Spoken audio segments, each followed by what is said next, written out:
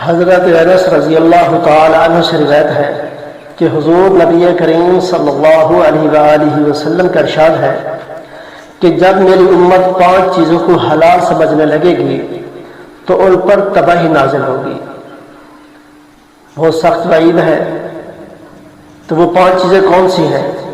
پہلی، جب ان میں باہمی لان تان عام ہو جائے۔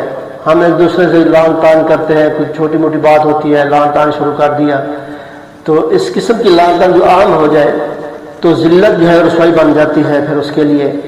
اور دوسرا، مرد حضرات جو ہے ریشمی لباس پہننے لگیں گے، تو وہ بھی عام ہو چکا ہے۔ اور تیسرا، جب لوگ گانا بجانے والی اور ناچنے والی عورتیں رکھنے لگ جائیں گے، عورتوں کو رکھیں گے ناچنے والی ہیں گانے والی ہیں، تو پھر بھی۔ اور چوتھا، شراب پینے لگیں گے۔ شراب بھی عام ہو چکی ہے، ہر جو ہے خوشیوں پر جو ہے شراب پی جاتی ہے، دوسرے فحش کلام، ایسے ہی ناچ گانے۔ تو 5ویں نمبر پر فرمایا کہ لذت ہم جنس پرست سے کریں گے، ہم جنس سے جو ہے لذت حاصل کریں گے، تو وہ بھی آپ کے سامنے ہے۔ تو یہ 5 چیزیں جو ہے یہ عام ہو چکی ہیں، تو لہٰذا ان سے بچنا چاہیے۔ حضرت انس رضی اللہ تعالیٰ عنہ حضور اکرم صلی اللہ علیہ وسلم سے روایت کرتے ہیں کہ آخری جو ہے وقت، آخری زمانے میں کچھ لوگ بندر اور خنزیر کی شکل میں منسخ ہو جائیں گے، مسخ ہو جائیں گے، یعنی ان کے چہرے جو ہے وہ بدل جائیں گے۔ تو صحابہ کرام نے عرض کیا، یا رسول اللہ صلی اللہ علیہ وسلم، کیا وہ توحید و رسالت کا اقرار کرتے ہوں گے؟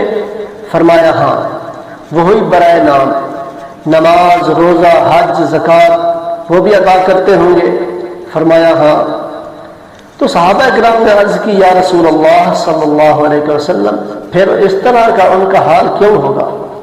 فرمایا وہ آلات موسیقی، رقاصہ عورتوں اور طبلہ سرنگی وغیرہ کے رسیاں ہوں گے اور شرابیں پیا کریں گے اور رات بھر مصروف لہور رہیں گے، اور صبح ہوگی تو بندر اور خنزیروں کی شکل میں مسخ ہو چکے ہوں گے۔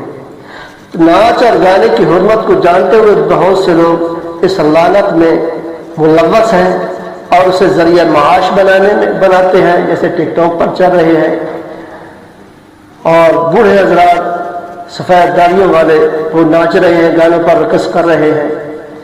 تو یہ چیزیں جو ہے اب عام ہو چکی ہیں، تو لعنت جو ہے ان کے اوپر ہو چکی ہے، تو لیکن وہ فخر محسوس کرتے ہیں، ہمیں لائق مل رہے ہیں، خوش ہوتے ہیں۔